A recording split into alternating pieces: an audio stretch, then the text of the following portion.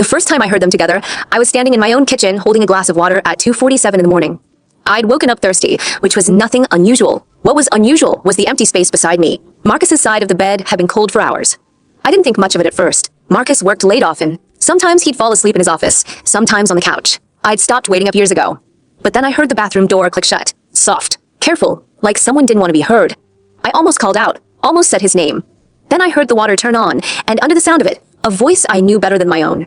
"Are you crazy?"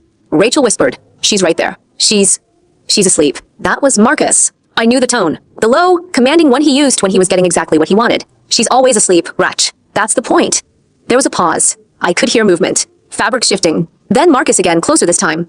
"Unless you wanted to get caught. Is that it? You wanted to show?" My hand tightened around the glass. The water inside it trembled. Rachel's voice came back, smaller now. More uncertain. I still feel awful. She's been my best friend since we were kids. She took me in when I had nowhere to go. She doesn't need to know," Marcus cut in. "She never has to know. You get to be the girlfriend, and she gets to be the wife. Everybody wins." I stood there in the dark hallway, barefoot, wearing the silk pajamas Marcus had bought me for our anniversary last year. The ones he said made me look like a proper wife. I didn't cry. I didn't scream. I didn't kick down the door.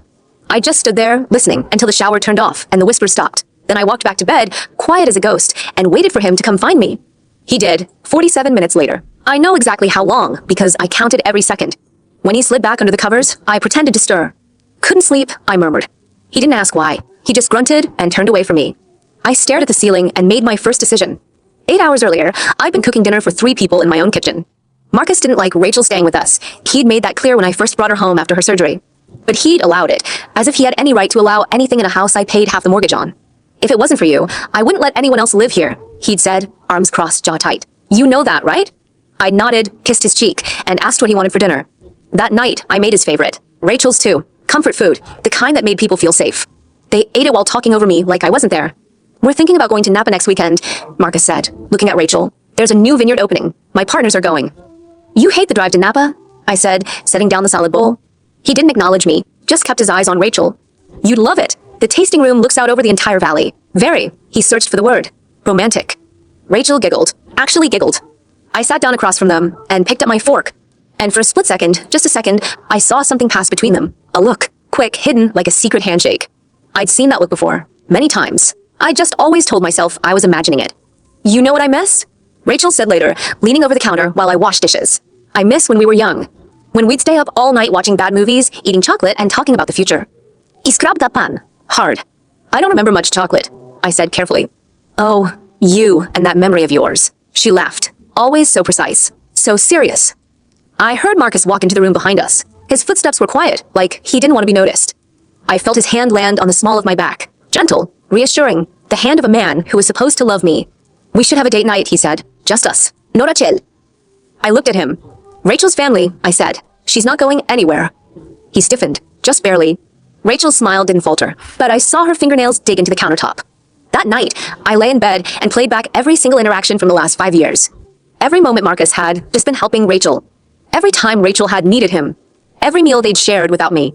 Every business trip he'd taken that she'd conveniently been available for. I told myself the story was impossible. And then I got up to get a glass of water. The next morning, I got up at my usual time, 6:05. But I didn't make breakfast. I sat on the edge of the bed and watched the sun come up. Watched the light hit the perfectly curated furniture, the expensive art on the walls, the walk-in closet full of designer clothes I'd bought with money I'd earned myself. Marcus was still asleep. His face was slack, peaceful. He looked almost innocent, the way he always did in the mornings. I remembered the first time I'd seen that face. I was 27, fresh out of grad school, and I'd walked into a boardroom full of old men expecting to be eaten alive. Marcus had been the only person who smiled at me. "You're the one with the procurement model," he'd said. "Everyone told me you'd be a problem. I told them you'd be the solution." I'd been charmed, flattered, grateful. I'd been stupid. I walked out of the bedroom and found Rachel already in the kitchen, scrolling through her phone. "No pancakes today?" She looked up at me with wide, guileless eyes. "I was really hoping for your blueberry ones." I opened the refrigerator and took out orange juice, poured myself a glass, drank it standing up.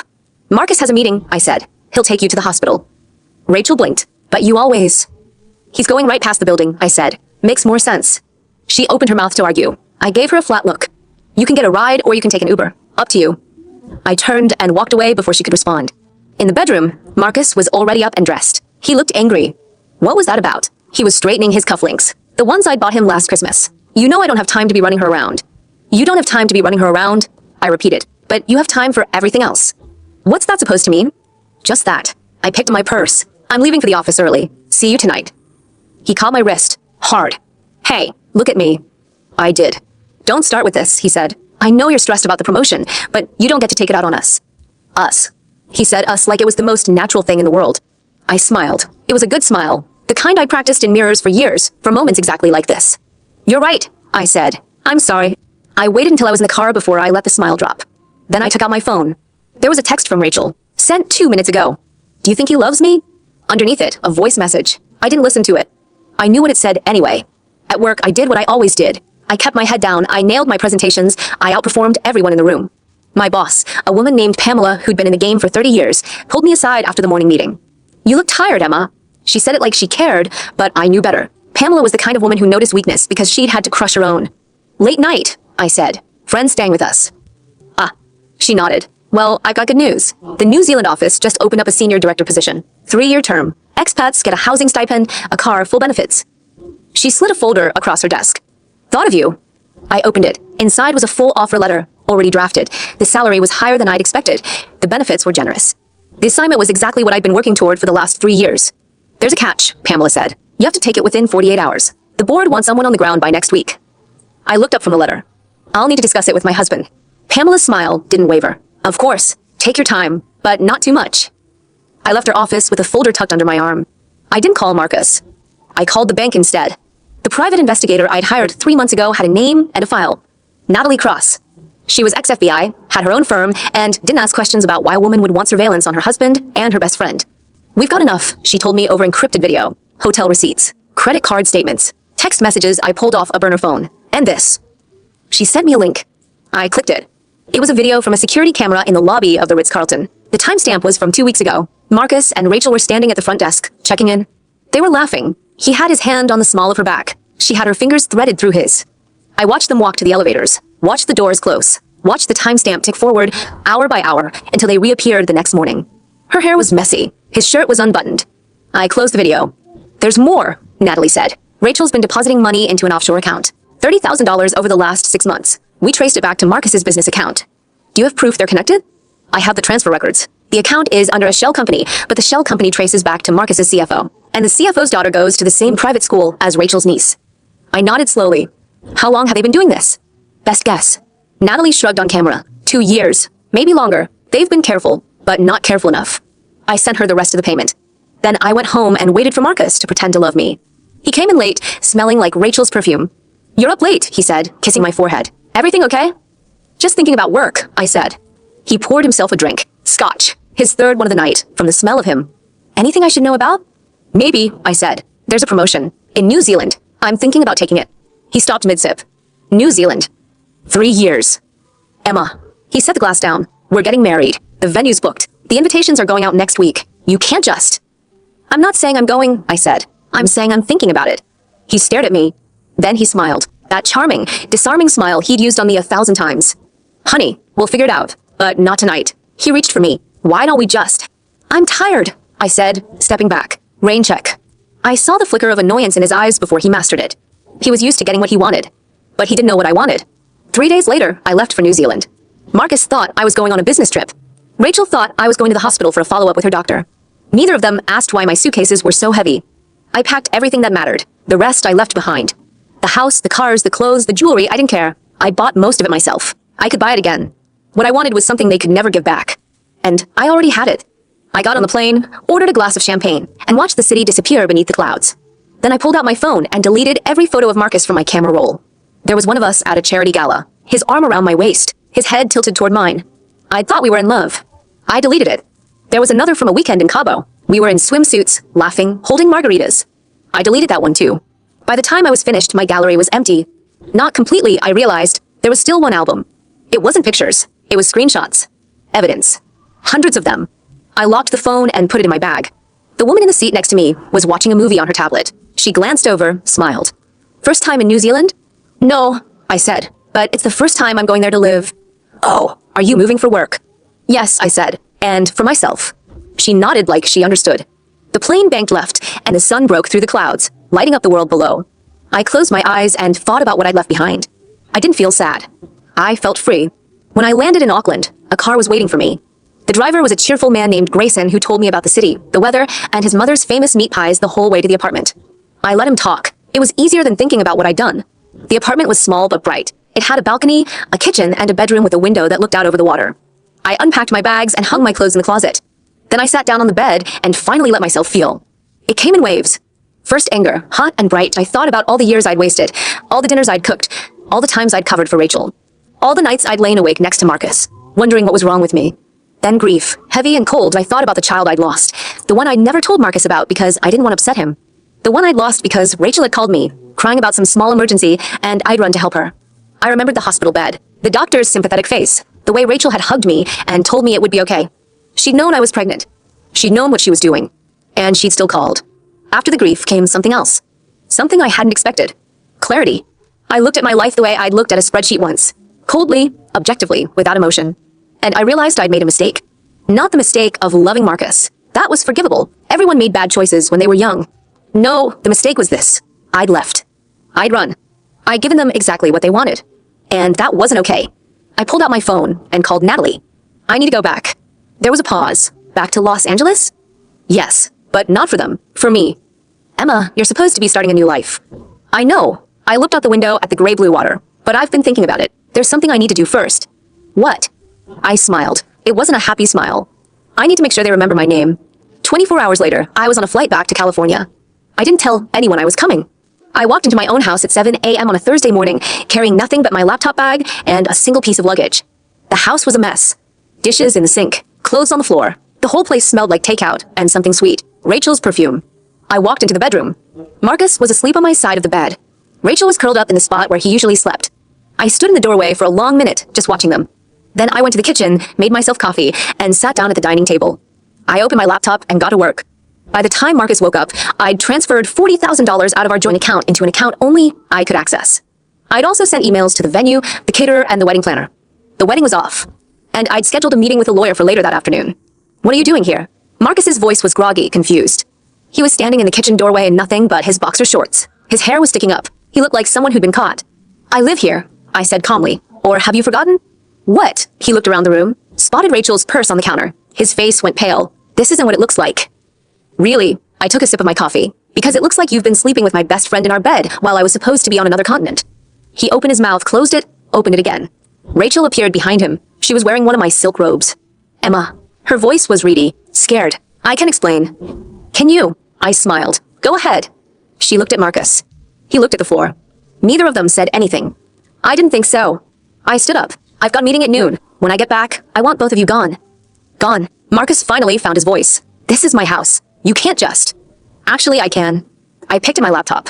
The mortgage is in my name. The deed is in my name. You help with the down payment, but I've been paying the bills for years. Legally, it's mine. His mouth fell open.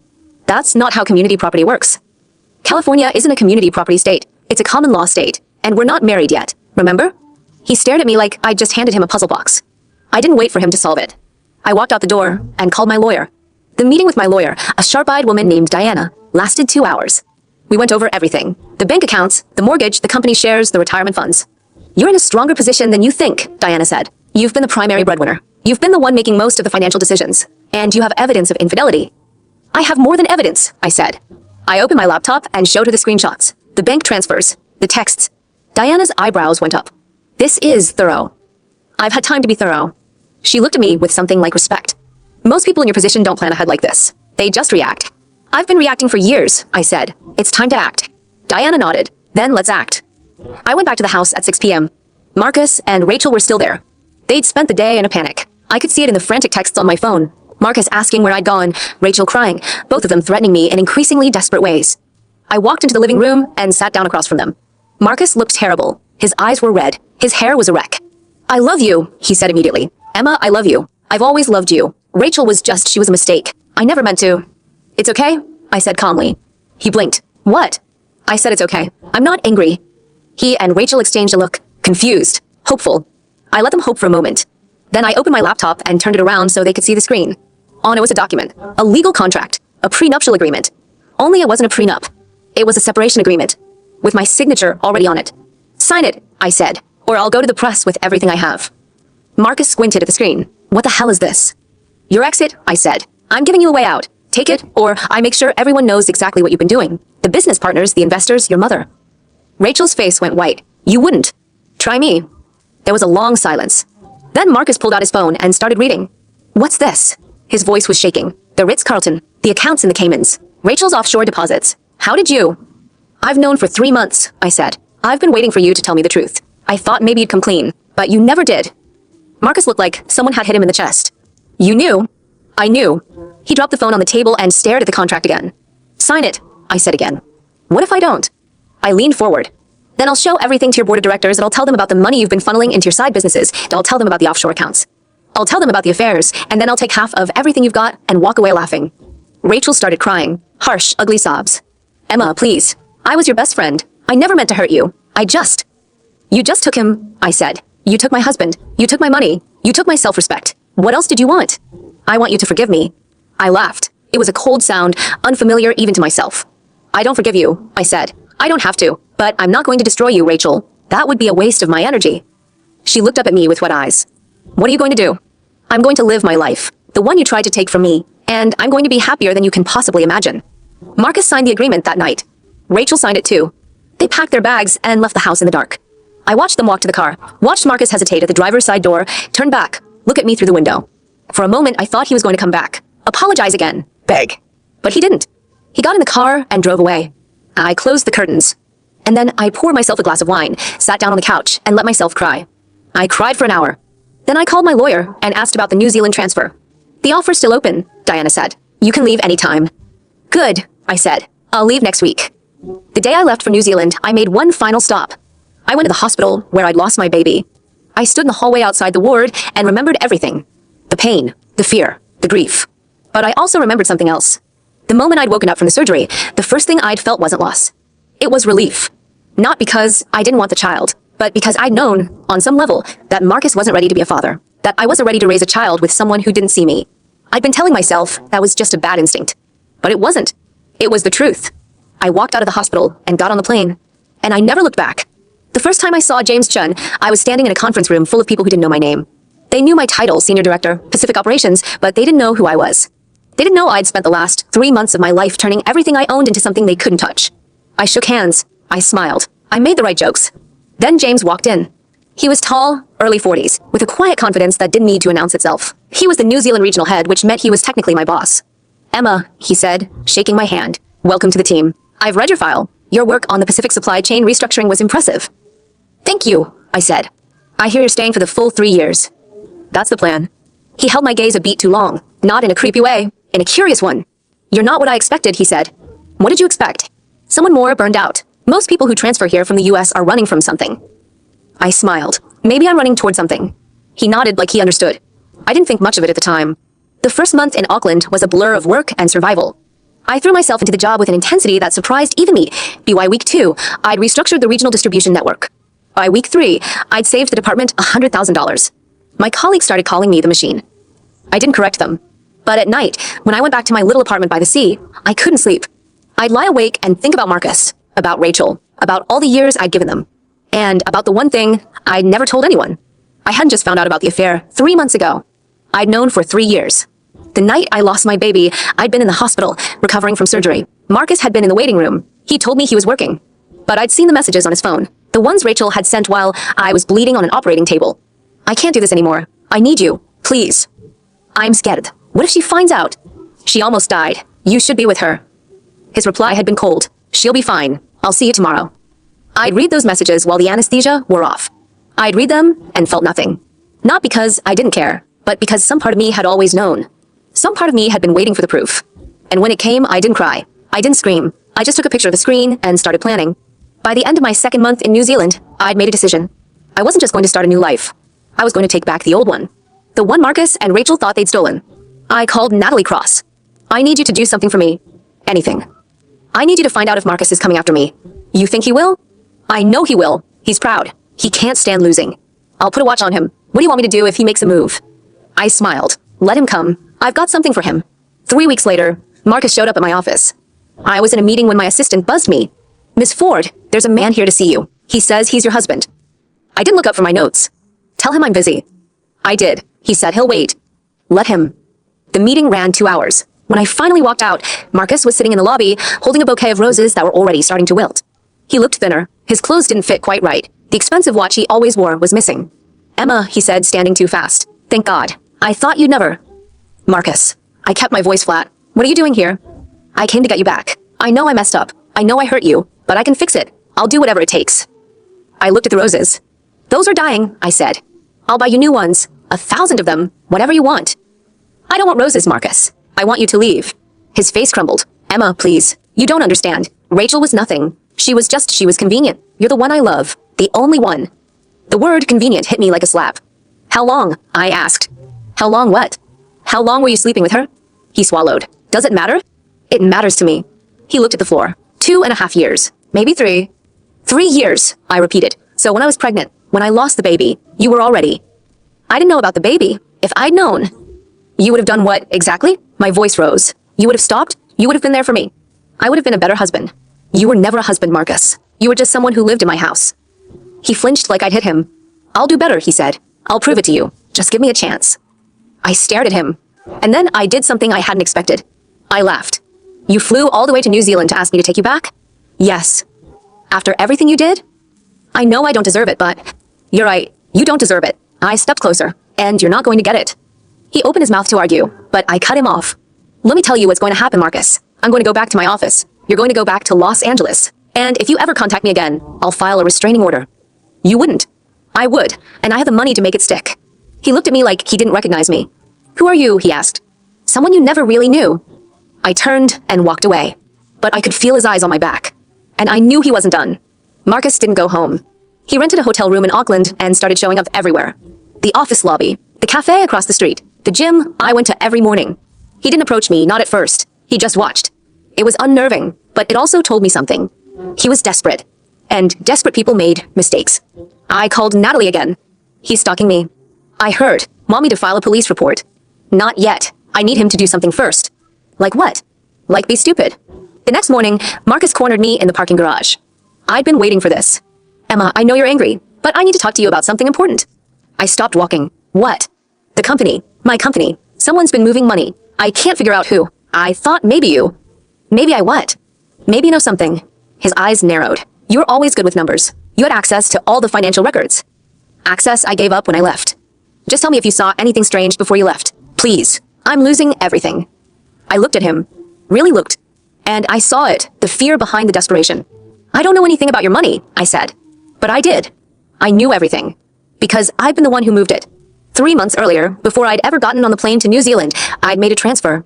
Not from Marcus's account, from Rachel's. She'd been depositing money into a secret account for years. Money she'd siphoned from Marcus's business under the guise of consulting fees. I'd found the trail. And I'd sent every single dollar to a charity for domestic abuse survivors. Rachel didn't know it was gone. She thought it was still there, waiting for her. Marcus didn't know it existed.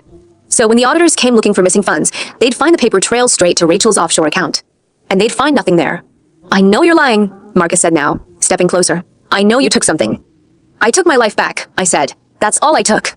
He grabbed my wrist. "Don't touch me." "Make me." I reached into my purse and pulled out my phone. The screen was already lit up, recording. "Let go of me," I said calmly, "or I'll send this to the police." He saw the phone. His grip loosened. "You're insane."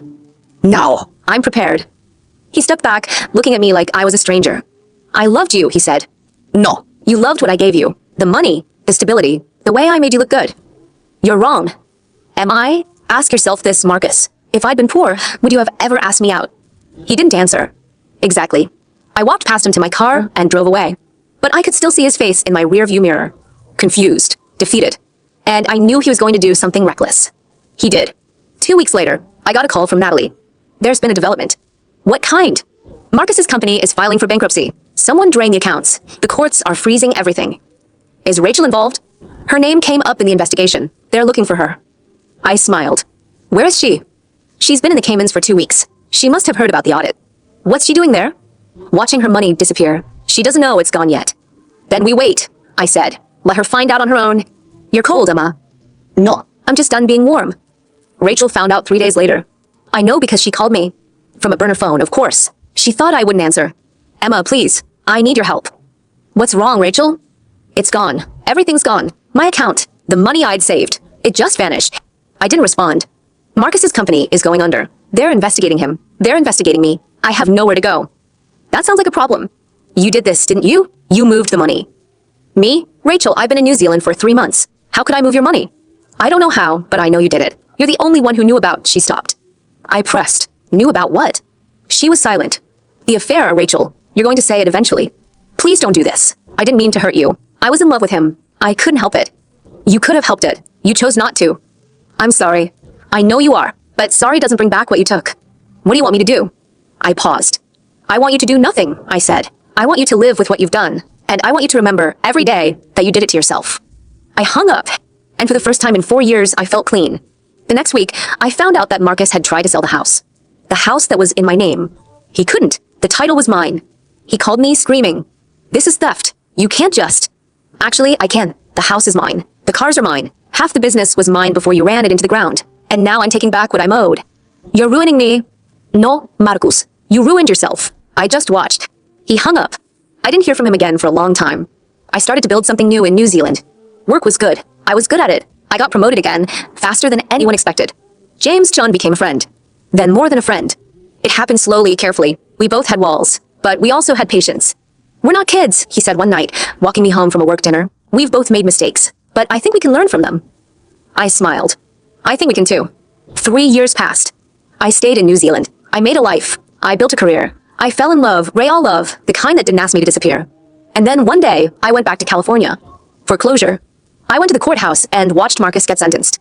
He'd been convicted of fraud, embezzlement, and a dozen other things I'd never known about. Rachel testified against him to save herself. She got probation. I sat in the back of the courtroom and watched him go down. He saw me, his face twisted. You did this to me, he said as the guards led him away. No, you did it to yourself. I just gave you the rope. He was shouting something else, but I didn't stay to hear it. I walked out into the sun and called James. It's done, I said. Good, come home. I'm on my way. The courtroom was empty when I walked out. Not literally. There were still people, clerks, lawyers, the occasional journalist, but they didn't see me. I was just another woman in a navy blazer, walking through the marble halls of justice, like I belonged there. I did belong there. I'd earned the right to watch Marcus fall. But now I had to face something else. Rachel was waiting for me outside. I should have expected it. She'd always been good at showing up when I least wanted to see her. She looked terrible. Her hair was thinner. Her skin was gray. The bright, confident energy she'd always carried had been replaced by something hollow. Emma, she said, stepping forward. I knew you'd be here. Rachel. I kept my voice neutral. What do you want? I want to talk. We have nothing to talk about. Please. Her voice cracked. I need someone to understand I made a mistake, and I know that, but I've lost everything. Marcus is in prison. The money is gone, and my family won't speak to me, and I have nothing. I looked at her. Really looked. And I realized something. She wasn't sorry. Not really. She was sorry she got caught. You had a choice, I said. Every single day, you had a choice. You chose him. You chose the money. You chose to lie to me, and now you're paying the price. I know I hurt you. I know I was selfish, but I loved him. Did you? Or did you just love what he represented? She opened her mouth to argue. Nothing came out. Let me tell you something, Rachel. I loved him too. I loved him for 15 years. I gave him everything I had, and he repaid me by sleeping with my best friend. I didn't mean to. Yes, you did. You meant to every single time. You meant to when you called me to tell me about your surgery. You meant to when you stayed in my house, eating my food, wearing my clothes. You meant to when you let me believe I was the problem. She started crying, ugly, gasping sobs. I was weak, she said. I couldn't say no to him. He made me feel special. He made you feel special, I repeated. And that was worth destroying me? I didn't think. That's the problem. You didn't think. You just took. And now you're surprised there's nothing left. She grabbed my arm. Please. I don't have anyone else. My family cut me off. My friends won't return my calls. I have no one.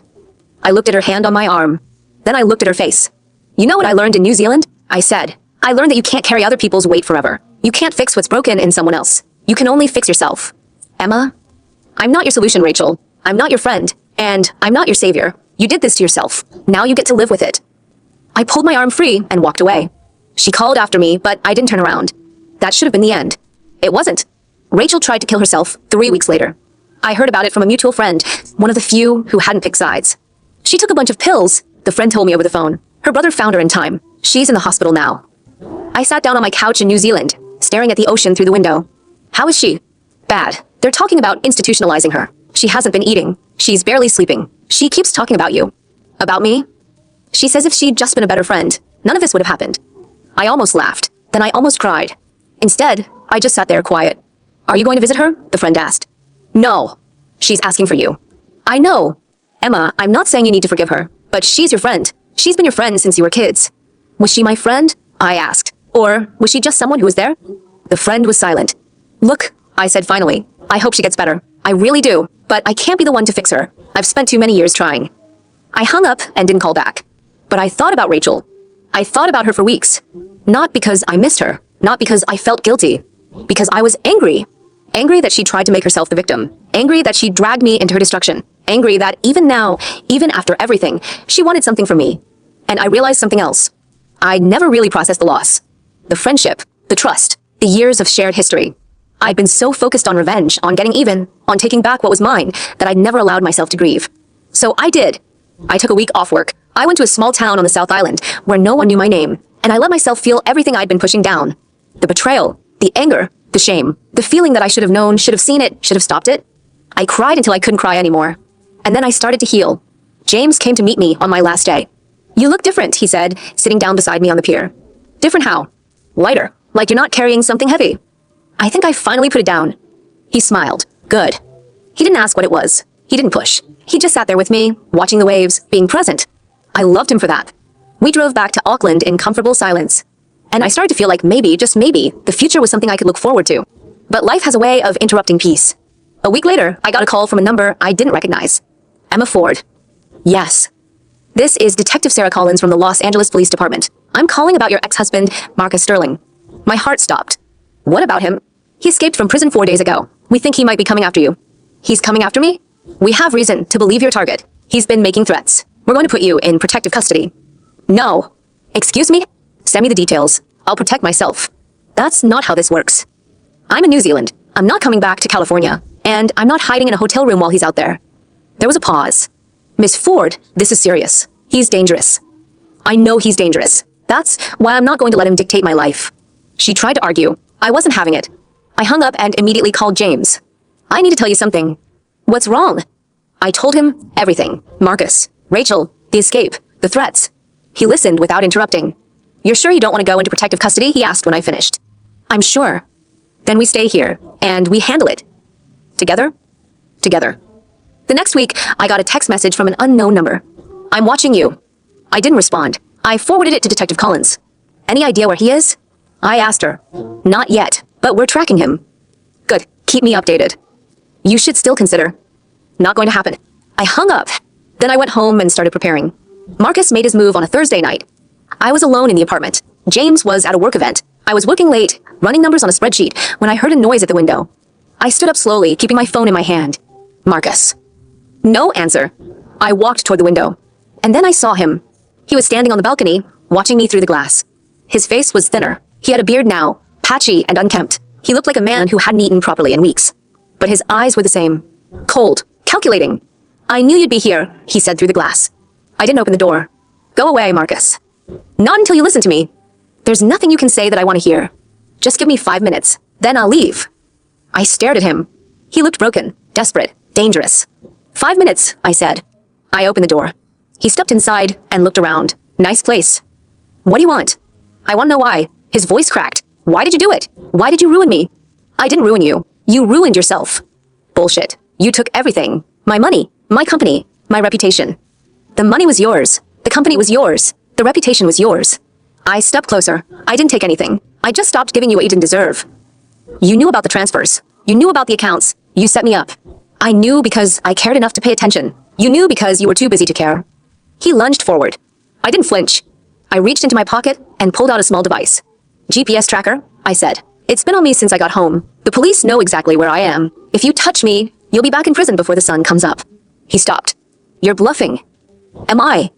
I pressed a button on the device. A siren went off outside. Not a police siren, but close enough. I've got security, I said, and they've been waiting for you. Marcus looked from me to the window and back. I loved you. I know you think you did, but you didn't. You loved what I could give you, and when I had nothing left to give, you threw me away. I never. Get out, Marcus, before they come in. He hesitated. Then he turned and ran. I watched him disappear into the night. Then I sat down on the floor and started shaking. The police caught him an hour later. He tried to steal a car. It didn't work. He was back in prison the next day. This time, with no chance of escape. I visited him once, just to see the look on his face. Why are you here? He asked. To gloat. To say goodbye. Goodbye. Goodbye, Marcus. I forgive you, not because you deserve it, but because I deserve peace. He stared at me like I'd grown another head. Forgive me? Yes, because I don't want to carry the anger anymore. I don't want to think about you. I don't want to remember what you did. I want to live my life. You can't just. I can, and I will. I turned and walked away. He was shouting something behind me. I didn't listen. I went back to New Zealand, back to James, back to my life. And I started to really live. It wasn't easy. There were days when the memories crept back in. Days when I woke up feeling like the betrayal had just happened. But I had someone who loved me. I had a job I was proud of. I had a future. And I had peace. 6 months later, I got a letter. It was from Rachel. She was in a treatment facility, getting help. I know you don't want to hear from me, she wrote. But I wanted to say I'm sorry. Not because I expect forgiveness. Because you deserve to hear it. She was working on herself. She was trying to be better. I read the letter twice. Then I put it in a drawer and didn't answer. Not because I was angry. Because I had nothing to say. James and I got married in a small ceremony on the beach. My mother came. My colleagues came. A few friends who'd stuck by me came. Rachel didn't come. Marcus didn't come. And I didn't care. I married a man who saw me, really saw me, and I started a new chapter. 3 years. 3 years since I'd walked away from everything I thought I knew. 3 years since I'd stood in a courtroom and watched Marcus Sterling get dragged away in handcuffs. 3 years since I'd last spoken to Rachel. I didn't think about them much anymore. The memories had faded, like old photographs left too long in the sun. Sometimes a song would come on the radio, or I'd smell a particular cologne, and something would flicker, but it passed quickly now. James told me I'd changed. You used to carry this tension, he said one morning, watching me make coffee, like you were always waiting for something bad to happen. And now you just exist. In the moment, it's nice. I smiled and handed him his mug. He was right, I had changed. But some things never fully go away. The phone call came on a Tuesday. I was in a meeting reviewing quarterly projections when my assistant buzzed me. Ms. Ford, there's a call for you. It's urgent. I'm in a meeting. She says it's about Marcus Sterling. I went cold. Put her through. The voice on the other end was professional, detached. A prison administrator. Ms. Ford, this is Warden Patricia Hayes from California State Prison. I'm calling to inform you that Marcus Sterling passed away this morning. I sat down. How? Heart attack. He was found in his cell. We did everything we could. Was he alone? Yes. The medical team tried to revive him, but it was too late. I stared at the wall. He didn't have anyone else, I said. No family, no friends. His file listed you as next of kin. I'm not his next of kin. We're divorced. The file was never updated. I closed my eyes. What happens now? We need someone to claim the body. If no one does, he'll be cremated and his ashes will be held indefinitely. I'll handle it. You'll handle it? Yes. I'll make the arrangements. I hung up and sat there for a long minute. Then I called James. Marcus is dead. Emma, I'm sorry. I'm not, I said. Not really, but I need to go back. To deal with it. Alone? No, with you. He was on a plane the next morning. We flew to California together. I hadn't been back to Los Angeles in 2 years. The city had changed. New buildings, new faces, but the ghosts were still there. I went to the mortuary alone. The body was in a simple wooden casket. I hadn't seen Marcus's face in a long time. He looked old, gaunt. The sharp, handsome features I'd once loved had eroded into something hollow. Did he suffer? I asked the mortician. Probably not. It was quick.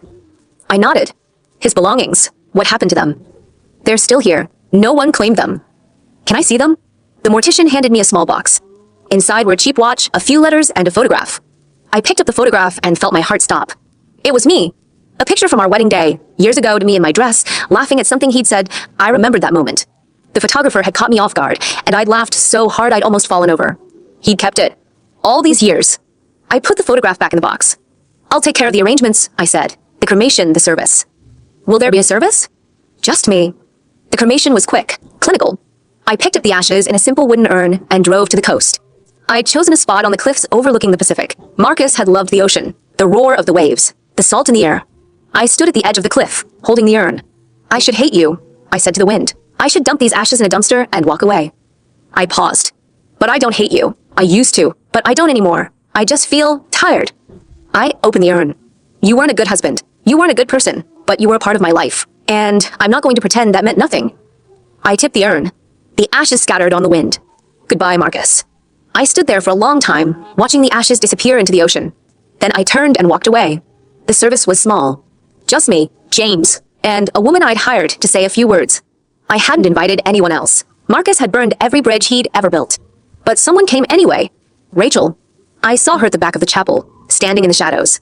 She looked different, sober, quiet. The manic energy she'd carried for years was gone. After the service, she approached me. Emma, I didn't expect you to be here. I didn't expect you to come. I heard he died. I thought I should pay my respects. Your respects? I was with him for 3 years. That counts for something. I looked at her. Does it? She flinched.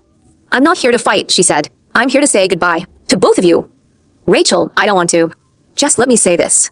She stepped closer. I was wrong about everything that I was jealous of you. You had everything I wanted, the career, the confidence, the love. And instead of figuring out how to get my own, I tried to take yours. I stayed quiet. I ruined us. Our friendship. Everything. And I don't expect you to forgive me, but I need you to know that I'm sorry. Are you sorry? Or are you sorry you got caught? She met my eyes. Both. But mostly sorry. I've spent the last 3 years in therapy. I've learned things about myself. Why I did what I did. It doesn't excuse it, but it helps me understand. And what did you learn? She looked at the ground. I learned that I never really loved Marcus. I loved the idea of being chosen. I wanted to feel special, and I was willing to destroy someone I loved to get it. I stood there looking at her. Then I did something I didn't expect. I hugged her. She went stiff. Then she started crying. I'm sorry, she said again. I'm so sorry. I know, I said. I know. We stood there, holding each other until the tears stopped. Then I pulled back.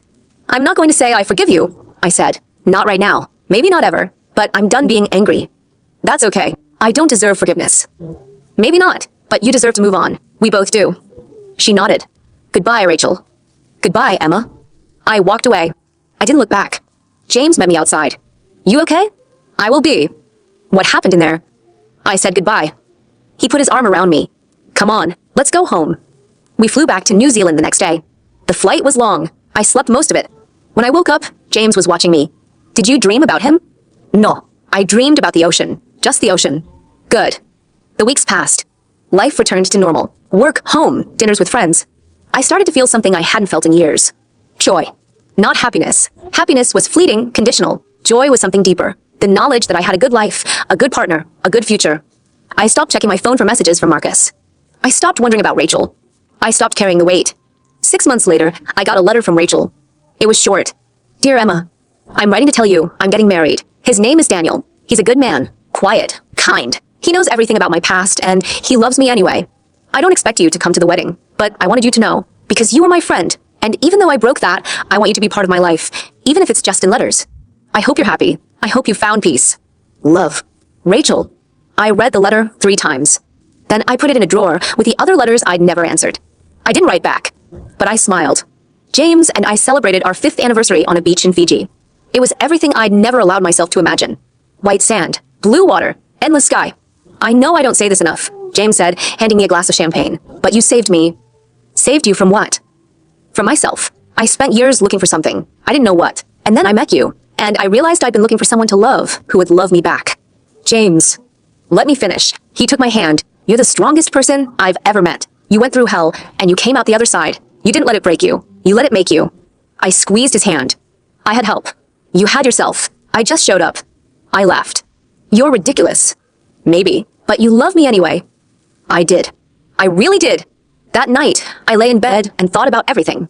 About the years I'd wasted. About the trust I'd given to people who didn't deserve it. About the child I'd lost and the life I'd rebuilt. I thought about Marcus, dead at 43, alone in a prison cell. I thought about Rachel, married now, trying to start over. I thought about myself. And I realized something. I wasn't angry anymore. Not at Marcus. Not at Rachel. Not at myself. I'd spent so long being hurt that I'd forgotten what it felt like to be whole. But I was whole now. Stronger. Wiser. More myself than I'd ever been. I reached over and touched James's shoulder. Hey. I love you. He turned over, sleepy-eyed. I know. Good. I kissed him and closed my eyes. The next morning, I woke up to the sound of waves. I went to the beach and watched the sun rise. It was orange and pink and gold, the kind of sunrise that made you believe anything was possible. I stood there, barefoot in the sand, and let the warmth wash over me. Then I walked back to the hotel, packed my bags, and went home. Not back to the past. Forward. I never visited Marcus's grave. I didn't need to. He was gone. Rachel was gone. The whole chapter was closed. What mattered now was the future. The one I'd built myself. The one I deserved. James and I had a child. A girl. We named her Hope. She was born on a sunny morning in Auckland, and when I held her in my arms, I cried. Not because I was sad. Because I was happy. Happy in a way I'd never thought possible. James was there, of course, holding my hand, telling me I was doing great. You're a mother, he said. You're a mother. I looked down at Hope's tiny face and felt something shift inside me. The past was the past. The future was here. And it was beautiful.